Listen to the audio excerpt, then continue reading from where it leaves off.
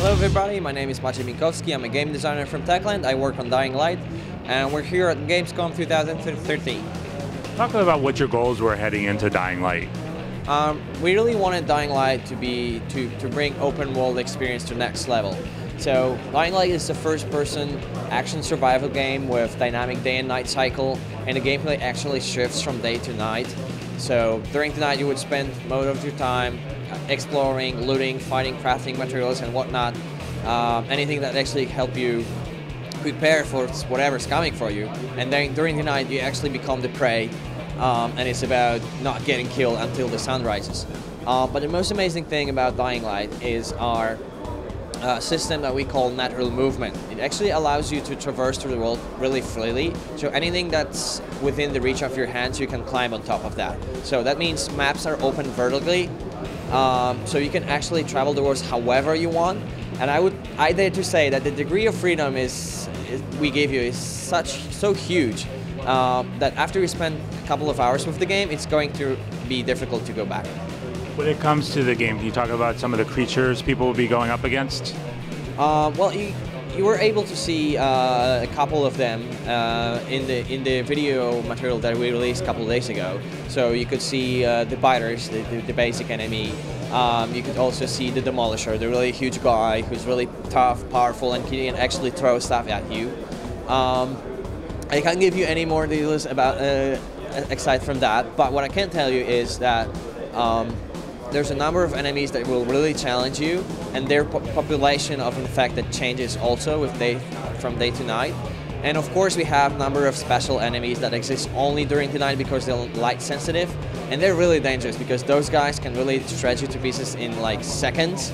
So if you get into them, most situations you don't try to find them, you just run for your life. When it comes to weapons, what will people be able to use against these enemies?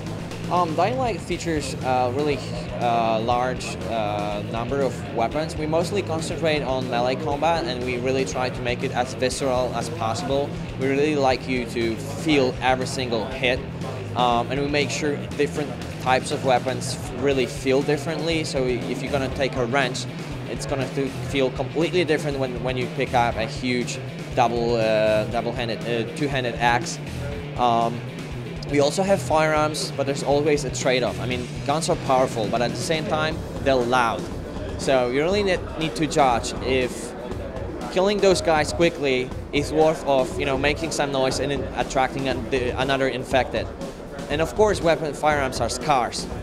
And then, of course, we have crafting, so there will be plenty of crafting materials for you to find, combine them together, and create something really powerful and exotic. When it comes to the story, can you just give us a sense of what's going on in this world? Well, we're not releasing any details on the story just yet, but what I can tell you is that figuring out what happened in this world and then when is it going, the whole thing, what's going to happen, is something you have to discover yourself. I can tell you that the action takes place in the city of Haran. It's a fictional city, modern one, but with ancient history. So there will be plenty of unique locations, each one having a unique flavor for you to explore and have fun with. And when it comes to pushing this genre, the zombie genre, forward, what are the challenges there? Well, the biggest challenge is that there's a lot of zombie games on the market, but I think if you put together our dynamic day and night cycle, really visceral melee combat, and I dare to say a really groundbreaking natural movement system, I think Dying Light creates really unique experience. It's something totally different.